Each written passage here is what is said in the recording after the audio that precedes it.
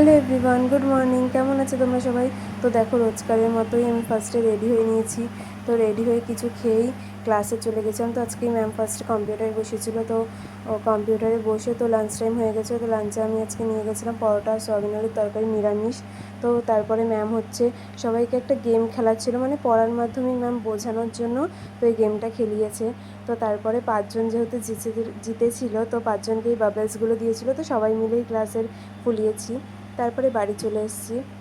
তো বাড়িতে এসে আবার স্নান করে ফ্রেশ হয়ে রেডি হয়ে নিয়েছি। আজকে একটু বাজারে গেছিলাম, অনেকগুলো কাজ ছিল যেগুলো করা হচ্ছিল না, তো আজকে সব করে নিলাম। ফার্স্টেই বড় ঠাকুরের মন্দিরে গিয়ে একটু পুজো দিয়ে নিলাম। তো তারপরে মিষ্টির দোকানে গিয়ে একটু লাড্ডু নিয়ে তো তারপরে আসার পথে ক্যাব পড়েছিল, তো ক্যাফে গিয়ে একটু কাজ করে নিলাম, একটা কাজ ছিল। তো তারপরে বজরংবলী মন্দিরে এসে পুজো দিয়ে নিলাম। ফার্স্টে আমি দিয়ে নিয়েছি, তারপর বোন আর মাসি দিল।